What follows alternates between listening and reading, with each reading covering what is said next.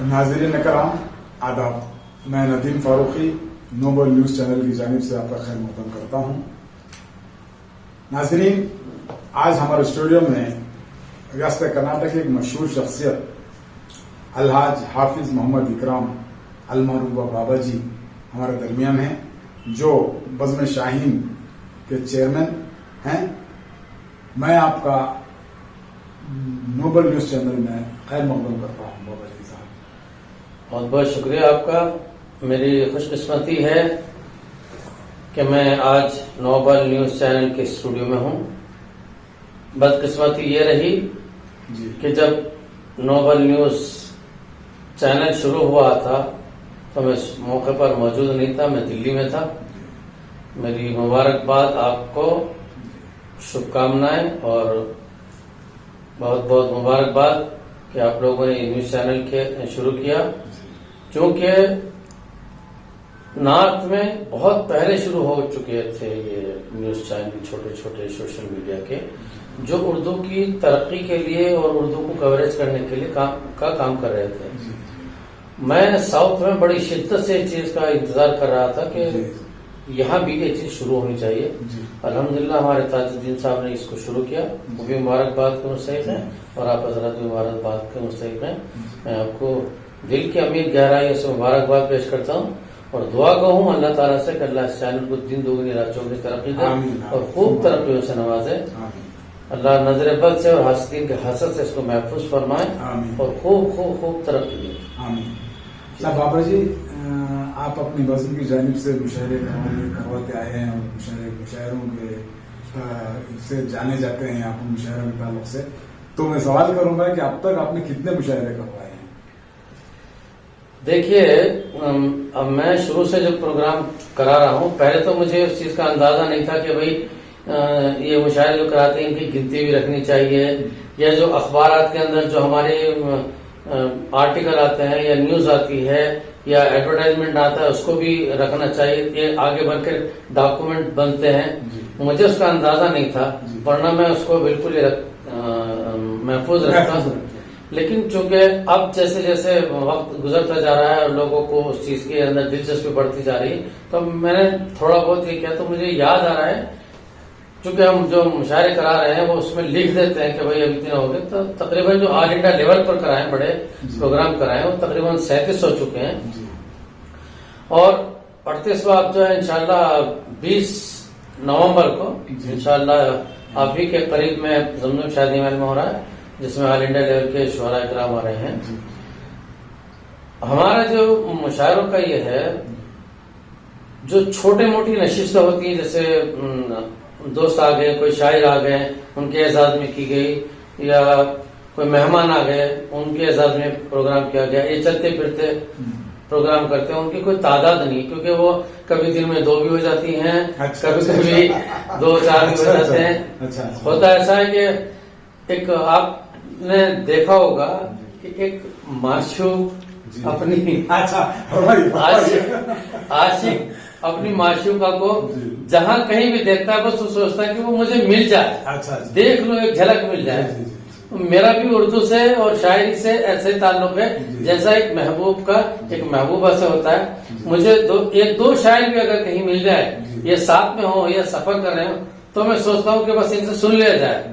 تو ایسا ہوتا ہے کبھی ہم کار میں جا رہے ہیں، 2 بیٹھے ہیں تو وہی شروع ہو جاتے ہیں، کبھی ہم ٹرین میں جا رہے ہیں تو وہی شروع ہو جاتے ہیں۔ تو جہاں جیسا موقع ملتا ہے وہ کر لیتے ہیں۔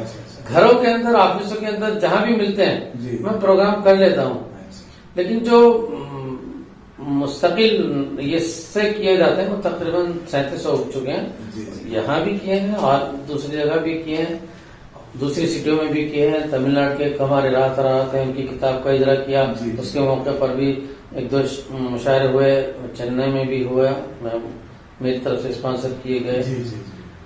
مختلف پروگرام ہوتے رہتے ہیں۔ جی شکریہ بابا جی۔ اب مشاعرے کے تعلق سے ایک اور سوال کروں گا آپ سے کہ مشاعروں کے لیے شاعر کی ضرورت ہوتی ہے، آپ شعراء کا انتخاب کس طرح کرتے ہیں مشاعروں کے لیے؟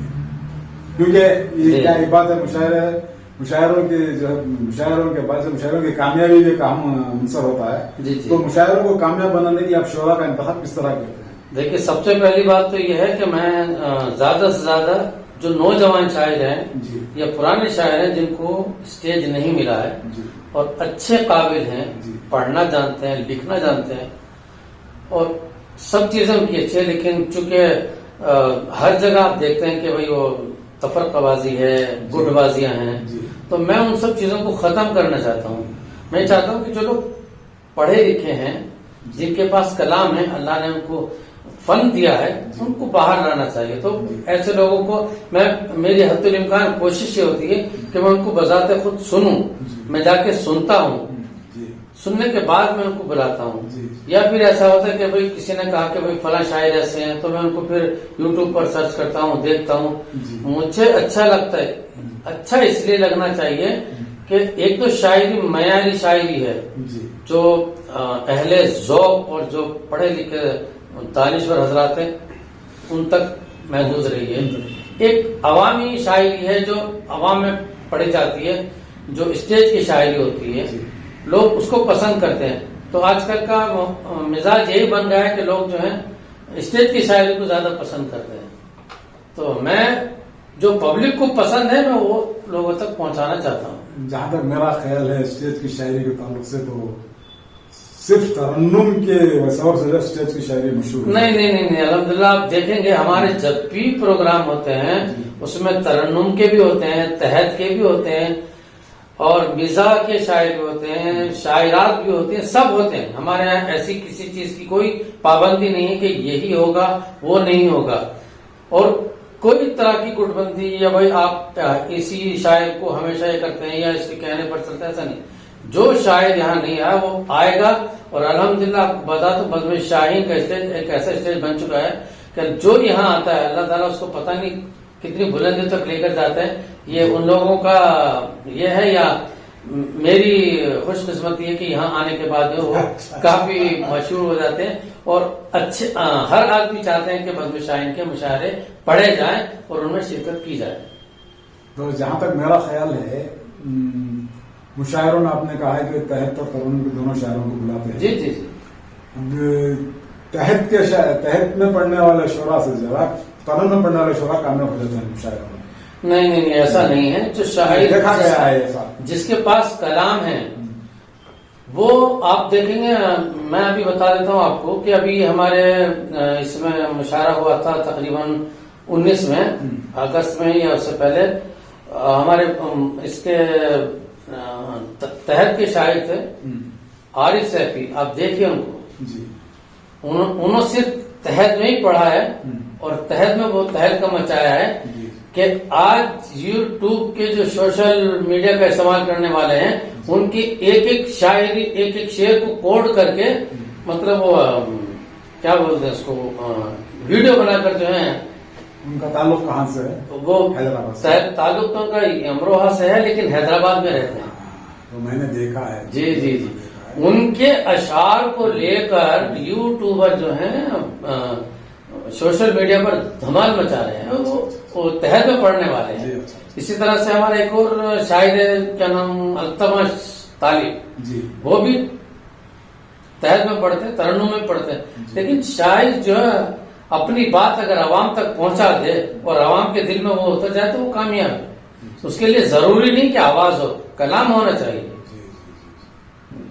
تو بابا جی صاحب آپ سے ایک سوال کروں گا. میں ذرا مشکل ہے, ٹیڑھا سوال ہے. اچھا. کرناٹک میں اردو اکیڈمی تعطل کا شکار ہوئی ہے. یعنی اردو اکیڈمی تو موجود ہے لیکن اسے چلانے والا کوئی نہیں ہے. حکومت کی جانب سے اس کی کوئی سرپرستی نہیں ہو رہی ہے. بغیر سر کے اکیڈمی موجود ہے. اس کی تمام کاروائیں ٹھپ پڑی ہیں. اس تعلق سے آپ کیا کہنا چاہیں گے بابا جی صاحب؟ دیکھیے ایک شعر ہے یا کیا ہے مجھے نہیں معلوم, اس گھر کو آگ لگ گئی گھر کے چراغ سے. جی گورنمنٹ کو آپ دوش نہیں دے سکتے کیونکہ گورنمنٹ وہی کرے گی جو آپ ان کے سامنے پیش کرو گے. ہمارے لیڈروں کے اندر کیپیسٹی ہونی چاہیے, ان کے اندر ہمت اور طاقت ہونی چاہیے کہ وہ اپنی قوم کی بات, اپنی قوم کا درد, اپنی قوم کا کام جو ہے گورنمنٹ کے سامنے رکھے. لیکن وہاں مسئلہ کیا ہے کہ اگر مجھے جو سیٹ ملی ہے وہ محفوظ ہے، بس مجھے اور کسی سے کوئی لینا دینا نہیں ہے، یعنی اپنی اپنی جو میں آپ کو بتا دیتا ہوں، جو بھی گورنمنٹ آفیسر ہیں، جی میں چینل ہے، اچھی طرح سے کان کھول کر سن لیں، جو ارباب اقتدار میں ہیں، جی آپ اگر ان کے پاس کام لے کر جائیں گے، دوسرے نان مسلم حضرات کے پاس جائیے، آپ کا کام ہو جائے گا، جی اپنے بھائی کے پاس جائیں گے تو کام نہیں کریں گے، جی جی بلکہ حقارت کی نظر سے دیکھیں گے جی اور بات تک نہیں کرتے۔ یہ تو ہے ارباب اقتدار کا، جو گورنمنٹ آفیسر ہیں ان کا، جی اور جن لوگوں کو، جو لوگ سیاست کر رہے ہیں، ان کو صرف اپنی سیاسی روٹی دیکھنی ہے، نہ کہ قوم کا کام کرنا۔ قوم کا کام کوئی نہیں کرتا، قوم کے نام پر وہ لوگ روٹی کھا رہے ہیں، جی قوم کا نام لیتے ہیں کیونکہ ان کو دوسرا کوئی کام نہیں ہے، دوسری کوئی چیزیں نہیں چل سکتی، اس سے جو مزہ لوٹ سکتے ہیں وہ قوم کا نام لے کر اپنے الو سیدھا کر رہے ہیں، قوم کے لیے کوئی کام نہیں کر رہے ہیں۔ اردو اکیڈمی کو تحلیل ہوئے تقریباً 1.5-2 سال کا عرصہ ہو چکا ہے، تمام سرگرمیاں ہو رہی ہیں، گورنمنٹ کی کوئی سرگرمی بند نہیں ہوئی ہے سوائے مسلم اداروں کے، کیونکہ ہمارے جتنے بھی لیڈر حضرات ہیں یا جو وہاں پر اپنی بات پہنچا سکتے ہیں، وہ قوم کے لیے کوئی بات نہیں کریں گے، صرف اپنے لیے، اپنے مفاد کے لیے، اپنی ضرورت کے لیے جو بات چیت ہوگی وہ کریں گے، قوم کا کام کوئی نہیں کرے گا۔ اردو اکیڈمی بھی اسی کا شکار ہوئی ہے۔ گورنمنٹ سی ایم اچھا آدمی ہے، آپ ان کے پاس اگر جائیں گے کام کرانے کے لیے، آپ صحیح بات بولو گے تو بالکل کام کریں گے، لیکن جب آپ ان تک بات ہی نہیں پہنچائیں گے تو وہ کام کیا کریں گے آپ کا؟ اچھے خیالات ہیں آپ کے۔ تو اس تعطل کو توڑنے کے لیے ہمارے اندر کیا کرنا چاہیے؟ یہ جو آپ نے کہا ابھی ایسا یہ نہیں ہو رہا، یہ نہیں ہو رہا ہے، تو اس جمود کو توڑنے کے لیے ہماری جانب سے کیا کوشش ہونی چاہیے؟ دیکھیے، ہم لوگ ووٹ دیتے ہیں، جی کس لیے دیتے ہیں؟ تاکہ وہ لوگ ہماری بات جا کر وہاں پر رکھیں۔ جی ان لوگوں کو چاہیے کہ ہمارے جو مسائل ہیں، محلے والی اسمبلی حلقہ ہے اس کو دیکھ کر، ایم پی کا حلقہ ہے اس کو دیکھ کر، ضلعی سطح پر، ہر سطح پر ایک کمیٹی تشکیل دی جائے، ان سے ان کے مسائل پوچھے جائیں، پھر گورنمنٹ تک اس کے مسائل کو پہنچایا جائے۔ لیکن ہوتا کیا ہے کہ اگر آپ ان کے پاس مسائل جاتے بھی ہیں تو وہ ٹھنڈے بستے میں ڈال دیے جاتے ہیں۔ اردو اکیڈمی اب تک بنی نہیں ہے۔ یہاں پر ابھی اردو اکیڈمی کی جو رجسٹرار ہے، میری ان سے بات چیت ہوئی تھی، میں نے ان سے کہا بھی تھا، شکایت بھی کی تھی کہ اب تک کیا کر رہے ہیں، کچھ نہیں کر رہے ہیں، لاک ڈاؤن میں سارے کام ہو رہے ہیں، آپ کے کیوں نہیں ہو رہے؟ تو معذرت چاہیے کہ بھائی ہم نے اپنی طرف سے کاغذات پہنچائے ہیں، ابھی تک وہاں پر کوئی ہلچل نہیں ہو رہی ہے۔ تو اس کے ذمہ دار کون ہیں؟ جو ہمارے بڑے لیڈران ہیں، جن کی بات گورنمنٹ سنتی ہے یا جن کی بات کو گورنمنٹ ویلیو دیتی ہے، ان کو چاہیے کہ وہ جا کر بات کریں۔ ہم چھوٹی موٹی باتوں کے لیے تو اپنے پرسنل کے لیے تو ملنے کے لیے چلے جاتے ہیں، لیکن قوم کا جب مسئلہ آتا ہے، اردو کا جب مسئلہ آتا ہے، تو اردو کے نام پر کوئی بھی ابھی تک نہیں گیا، کسی نے پوچھا تک نہیں کہ اردو ہال کا کیا ہوا ہے اور چیئرمین کا کیا ہو رہا ہے، کوئی پوچھنے والا نہیں ہے۔ جی، یعنی آپ یہ بات کر رہے ہیں کہ لاک ڈاؤن کے بعد اردو اکیڈمی کی جانب سے اعلان ہوتا ہے کہ فنکاروں کو، صحافیوں کو، شعراء کو کچھ مالی مدد دی جائے گی، تو کیا آپ اس تعلق سے بات کر رہے ہیں؟ میں نے لاک ڈاؤن میں چیئرپرسن رجسٹرار صاحبہ کی طرف سے اعلان آیا تھا کہ لاک ڈاؤن میں جو پریشان تھے اردو ادب سے تعلق رکھنے والے شعراء کرام، ان کو کچھ معاوضہ دیا جائے گا۔ میں نے ان کو مبارکباد دی، اچھی بات ہے، اچھی پہل ہے، لیکن وہ بات بھی ٹھنڈے بستے میں پڑی ہوئی ہے، ابھی تک اس کا بھی ابھی تک اس کی طرف سے کچھ نہیں ہوا ہے۔ انہوں نے اپنی طرف سے کوشش کی اور کوشش کر کے اس فائل کو پٹ اپ کیا۔ ہمارے اس سے پہلے اب جو ہمارے اس کے اردو اکیڈمی کے مائنارٹی ڈپارٹمنٹ کے جو انڈر سیکرٹری ہیں، اس وقت میرے خیال میں کوئی جین صاحب ہیں، اس سے پہلے ہمارے اڈور صاحب تھے، ابراہیم اڈور صاحب، انہوں نے ساری چیزیں ٹھنڈے بستے میں رکھ رکھی، 3 مہینے کچھ نہیں، کوئی کام نہیں کرنے دیا، کوئی چیز کو آگے بڑھنے نہیں دیا، اور اتنی بڑی مصیبت ہمارے سر پر لاد دی کہ جو اردو اکیڈمی سٹی کے اندر تھی جو آدمی بسوں میں کیسے بھی کر کے اپنی بات چیت کرنے کے لیے یا ملنے کے لیے اپنے کام کے لیے وہاں جا سکتے تھے، اس کو اٹھا کر جو ہے حج بھون میں ڈال دیا ہے۔ اب آپ ایک بات بتائیے کہ جو شاید جس کے پاس پیسے تک نہیں ہے وہ اپنی بات لے کر پورا دن جو ہے وہاں پر کیسے ضائع کر سکتا ہے؟ کہاں سے لائے گا کرایہ اور کہاں سے آئے گا اس کے پاس ٹائم؟ تو یہ ہے ہمارے ارباب اقتدار کے حالات، کام کرنے کو تیار نہیں۔ نام مائنارٹی کا ہے لیکن مائنارٹی کا کام نہیں ہوگا۔ اچھا حافظ صاحب، ایک بات اور ہے کہ فنکاروں کی بہبود اور ترقی کے لیے آپ کے پاس کیا منصوبے ہے؟ چونکہ آپ آل انڈیا مشاعرے کراتے ہیں، شعراء سے قریبی رابطہ ہے آپ کا، ایسی حالت میں آپ فنکاروں کی بہبود کی طرف سے کیا ارادے رکھتے ہیں؟ میں تو یہ جو کر رہا ہوں یہ صرف فنکاروں کی فلاح بہبودی کے لیے ہی کر رہا ہوں۔ دیکھیے کیا ہے، آج ہماری ریاست کی مجبوری ہے یا المیہ کہیں، ریاست کرناٹک کے اندر ایک سے ایک شاعر ہے، ایک سے ایک فنکار ہے، لیکن بڑی معذرت کے ساتھ میں المیہ یہ ہے کہ ان کے پاس فن پیش کرنے کا ہنر نہیں ہے۔ صحیح بات۔ آج کا زمانہ جو ہے جو دکھتا ہے وہ ناٹک بازی نہیں کرتے جو شمال کے شعراء۔ ناٹک بازی کی ضرورت نہیں، اس میں ناٹک بازی نہیں۔ آپ جو ہیں اچھے فنکار ہیں، اچھے شاعر ہیں، جب تک آپ کسی کو سنائیں گے نہیں، ماحول نہیں بنائیں گے تو کیسے کسی کو پہنچے گا؟ آپ بہت بڑے شاعر ہیں، نقاد ہیں، صحافی ہیں، لیکن آپ اگر گھر میں بیٹھ گئے اپنے گھر والوں کو بھی نہیں سنائیں گے تو پھر آپ کو سنے گا کون؟ ماحول بنائیے ماہانہ نشستوں کا، ماحول بنائیے مشاعروں کا، ماحول بنائیے عالمی مشاعروں کا۔ ہمارے عالم میں یہ شاعر تو ہیں لیکن ایک بھی شاعر ایسا نہیں ہے کہ وہ اپنے بلبوتے پر ایک پروگرام کر لے کہ میری یہ کتاب کا اجرا ہوا ہے، میں آل انڈیا لیول پر جو مشاعرہ کروں تاکہ میری شناخت ہو اور باہر جو ہے میں جو متعارف ہو سکوں۔ تو ہم جو ہے وہیں کے وہیں رہ جاتے ہیں، ہمارے اندر تمام چیزیں ہیں لیکن ہم شاید آگے بڑھنے کا ہمارا ارادہ نہیں ہے یا نہیں بڑھنا چاہتے، وہ مجھے نہیں معلوم ہے، لیکن ہمیں جو ہے ان چیزوں کو آگے لانا پڑے گا، قوم کے سامنے، پبلک کے سامنے اس چیز کو پیش کرنا پڑے گا۔ آپ دیکھیے نمک ساری دنیا جانتی ہے، ضرورت کی چیزیں بولنے کی ضرورت ہے، لیکن اس کا ایڈورٹائزمنٹ بھی کتنا سخت آتا ہے، کتنا زبردست آتا ہے۔ تو جو دکھتا ہے وہ بکتا ہے۔ آپ کچھ پڑھیں گے، آپ گھر والوں کے ساتھ میں پڑھیں گے، دوستوں میں پڑھیں گے، محفلوں میں پڑھیں گے۔ پہلے تو یہ ہوتا تھا کہ بھئی شادی ہو رہی ہے یا کوئی عقیقہ ہو رہا ہے تو اس میں جو ہے کسی کو بلا کر سن لیا جاتا تھا، شعریں پڑھے جاتے تھے۔ اب کہاں ہیں؟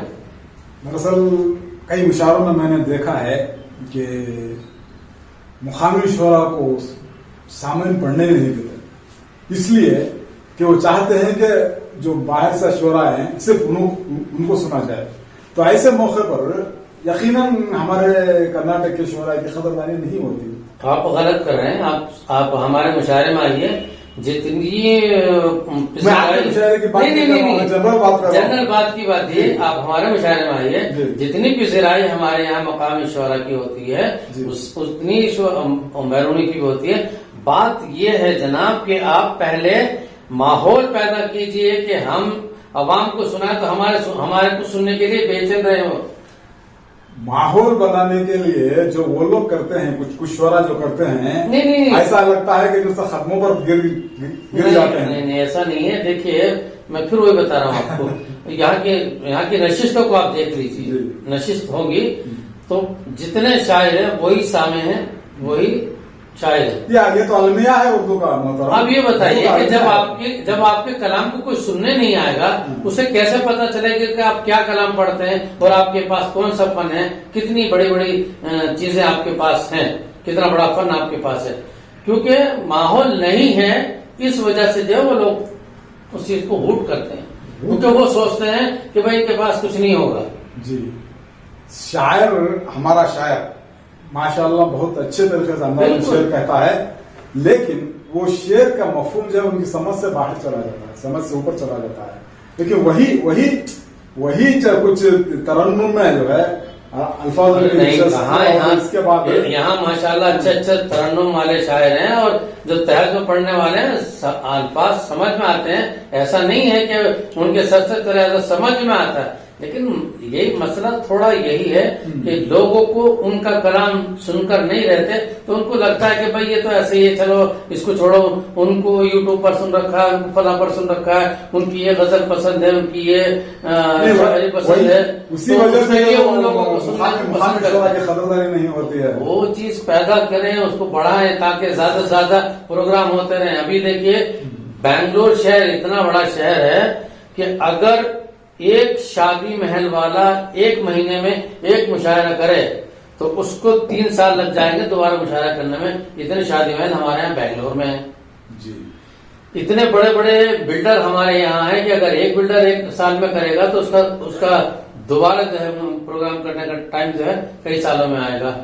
ہمارا ایسی ایسی تنظیمیں میں ہیں جو پروگرام کرتی ہیں تو بلائیں گے کہ بھئی کیبل ڈانسر کو بلا لیجئے، ڈی جے بلا لیجئے، آرکیسٹرا کو بلا لیجئے، وہ ان آرٹسٹوں کو بلائی۔ ارے ان کے اوپر پیسہ خرچ کرتے ہو، آپ اپنی قوم کے لیے کیجیے نا، اپنی تہذیب کے اوپر خرچ کیجیے، اپنے تمدن کے اوپر خرچ کیجیے، اپنی زبان کے اوپر خرچ کیجیے۔ وہ نہیں کر پاتے نا۔ زبان پر خرچ کرنے کے لیے انہیں کس طرح آمادہ کیا جا سکتا ہے؟ آپ کے پاس کوئی منصوبہ ہے تو بتائیے۔ میں کرتا ہوں، جو لوگ اس طرح کے کرتے ہیں میں ان کو کیا کرتا ہوں، پہلے اپنے پروگرام میں بلا لیتا ہوں، ان کو چسکا لگاتا ہوں کہ دیکھیے یہ سنیے آپ۔ جب وہ آتے ہیں تو ہمیشہ ہمارے ساتھ میں رہتے ہیں، ہمارے پروگرام میں آنے کی انتظار رہتا ہے کہ بھئی آپ کب کر رہے ہیں۔ اگر میں کہیں نکلتا ہوں تو مجھے یہ پوچھتے ہیں کہ بابا جی مشاعرہ کب؟ 1 مہینہ نہیں ہوتا پروگرام کر کے پھر پوچھیں گے کہ مشاعرہ کب۔ یہ دلچسپی پیدا ہو رہی ہے۔ اگر ہم سب مل کر اہل ادب جو ہیں، اردو ادان حضرات جو ان سب چیزوں کو کریں گے تو یقیناً حالات بدلیں گے اور اردو کی ترقی بھی ہوگی۔ دیکھیے بنگلور شہر کے اندر کتنے اردو اخبارات ہیں، جی کسی کا سالانہ کوئی مشاعرہ ہے؟ جی نہیں ہوتا ہے۔ کسی بھی اخبار کی آپ یہ بتا دیجئے کہ کوئی نشست ہوئی ہو یا کوئی باہر سے کوئی آدمی آیا ہو ان کے دفتر میں، ان کے لیے کوئی پروگرام رکھا ہو؟ نہیں، جی صرف روزی روٹی کا مسئلہ ہے، اردو سے اردو کے تعلق سے کوئی لینا دینا نہیں۔ یہ بچہ بابا جی آپ نے اپنے خیالات نظریات پیش کیے، اب چلیے ہمارے اپنے چینل کے تعلق سے بات کرتے ہیں۔ جی جی، یہ یہاں بنگلور میں یہ ایک نیا چینل شروع ہوا ہے نوبل نیوز چینل کے نام سے، جو 3 زبانوں پر مشتمل ہے، اچھا ماشاء اللہ۔ اردو، کنڑ اور انگریزی۔ آپ اس کے تعلق سے کیا فرمائیں گے؟ دیکھیے آپ نے بتایا اردو، کنڑا، انگریزی۔ سب سے پہلی بات تو میں آپ کو بتا دیتا ہوں، میں نے شروع میں ہی آپ کو مبارکباد دی جی چینل کے لیے کیونکہ اس کی سخت ضرورت تھی۔ جی عوام کو اپنے مسائل اور اپنے حالات کو گورنمنٹ تک یا دوسروں تک پہنچانے کے لیے سوشل میڈیا کا ہونا بے حد ضروری ہے۔ چینل والے کیا کرتے ہیں کہ صرف جو انٹرٹینمنٹ کی چیزیں ہیں جی صرف انہیں کو جو ہے زیادہ ترجیحات دی جاتی ہیں، ایسا نہ کیا جائے۔ قوم کے جو مسائل ہیں جی جس بھی ڈپارٹمنٹ کے ہوں، جی آپ اس ڈپارٹمنٹ سے بات چیت کر کے ان کے مسائل کو وہاں تک پہنچائے۔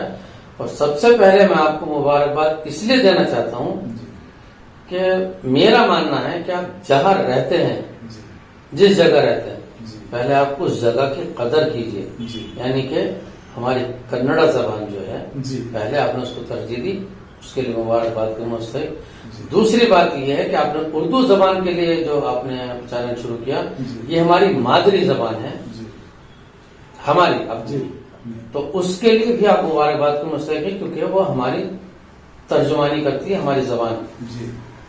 تیسری جو ہے آپ نے انگریزی کا ذکر کیا، تو آج کل تو یہ کامن ہو گیا ہے کہ کسی بھی قوم کو یا کسی بھی اس میں سیاست میں ہو، کسی میں ہو، ہر آدمی انگریزی جانتا ہے اور بول لیتا ہے۔ تو آپ تینوں چیزوں کے لیے مبارکباد کے مستحق ہیں۔ میری دعا ہے اللہ اس چینل کو دن دگنی رات چوگنی ترقی دے، اور اچھا ہے کہ آپ نے تینوں زبانوں کو یہ کیا، اور تینوں زبانوں کے ساتھ ساتھ آپ انصاف کریں، کسی کو بھی کم اور بیش نہ کریں، اور کسی بھی چیز کو جو ہے آپ جو ہے اونچ نیچ کا اس میں لحاظ رکھا جائے تاکہ اس میں اونچ نیچ نہ ہو۔ میری ایک تمنا ہے آپ کے ساتھ ہے، اللہ خوب ترقی دے اس چیز کو۔ بابا جی آپ کا بہت بہت شکریہ کہ آپ نے ہماری دعوت کو قبول فرما کر آج میری خوش قسمتی کہ آپ جیسا صحافی مجھ نالائق کو بٹھا کر جو ہے وہ پوچھ رہا ہے. ایسی بات نہیں ہے بابا جی صاحب. میری خوش قسمتی ہے کہ میں ایک صحابی کے سامنے جرت کی میں نے بولنے کی. اگر کچھ گستاخی ہو تو میں معافی چاہتا ہوں, کیونکہ میرے جذبات تھے جو آپ نے پوچھے میں نے ظاہر کر دیے. میں دوسرے حضرات سے بھی اگر کسی کی دل شکنی ہوئی ہو بولنے میں یا تلخ زبانی میں تو میں اس کے لیے معذرت چاہتا ہوں, لیکن میری دلی خواہش یہ ہے کہ ہماری ہر بات جو ہے گورنمنٹ تک پہنچنی چاہیے. ہمارے مسائل کو ان تک پہنچانا بے حد ضروری ہے, اور یہ سوشل میڈیا سب سے بہتر ذریعہ ہے. اللہ آپ لوگوں کو کامیاب کرے. خوب آمین. بس آپ کی دعاؤں کے طالب ہیں بابا جی صاحب. اللہ خوب خوب ترقی دے. اس چینل کی ترقی کے لیے دعا کیجیے. تو آپ کا بہت بہت شکریہ پھر ایک مرتبہ. شکریہ آپ تمام کا. ناظرین, اگر آپ اس چینل کو دیکھ رہے ہیں تو یاد رکھیے اس کو سبسکرائب بھی کیجیے, لائک بھی کیجیے اور کامنٹ